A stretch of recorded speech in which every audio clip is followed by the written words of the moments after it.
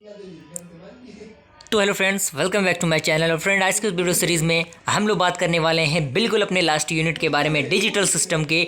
तो friend, I hope जो भी पिछला लेक्चर रहा काफ़ी इंटरेस्टिंग रहा होगा आपके लिए, और बहुत मेहनत से मैंने इस सीरीज़ को तैयार करने का कोशिश किया है, और ये सीरीज़ कहीं ना कहीं आपके एग्जामिनेशन में हेल्पफुल रहने वाला है। एक आध क्वेश्चन तो इससे पूछ ही सकता है, तो बिल्कुल आपको टेंशन लेने की ज़रूरत नहीं है। अगर आप पूरी सिलेबस को कवर अप नहीं कर पाते हैं तो कम से कम इन इंपॉर्टेंट क्वेश्चन के सोल्यूशन को आप देख के जाइएगा, तो अच्छा स्कोर एग्जामिनेशन में कर सकते हैं।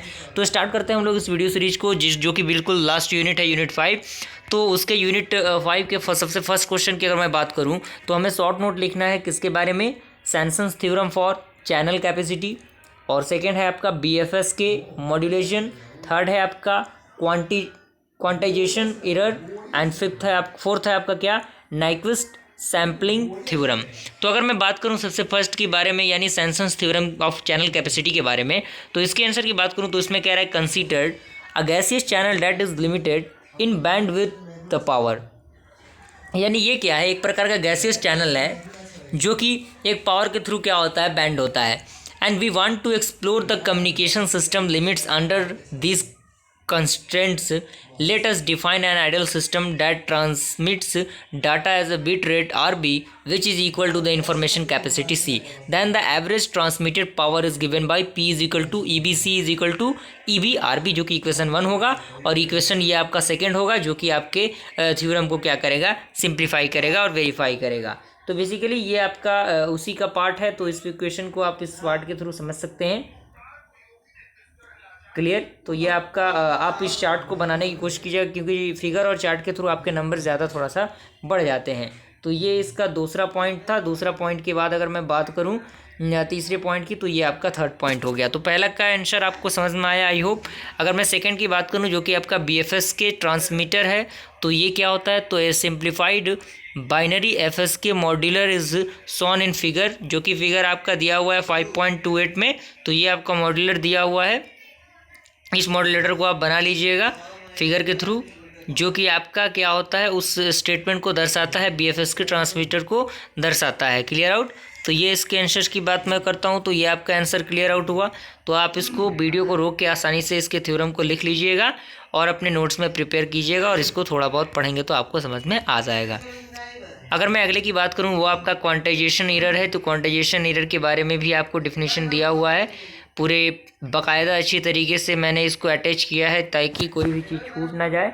ये आपका फिगर है जो कि क्वांटाइजेशन एरर के बारे में बताता है, और ये उसके कुछ इक्वेशंस हैं। तो आप इसमें से अपने अकॉर्डिंग जो भी चीज़ें छांट के लिखना होगा तो लिख सकते हैं, अदरवाइज़ आप इन चीज़ों को भी लिख सकते हैं। क्लियर?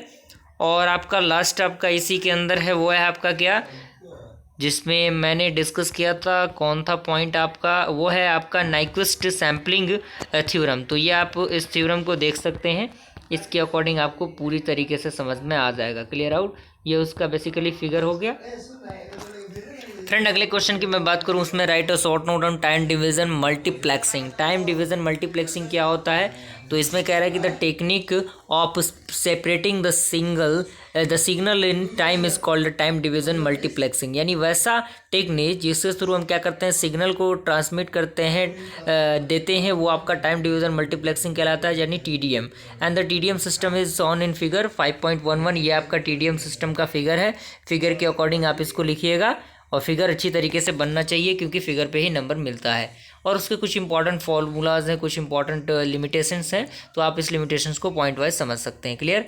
तो यहाँ से आप देख लीजिएगा, ये आपका इसके बारे में थोड़ा सा और डिस्क्रिप्शन है।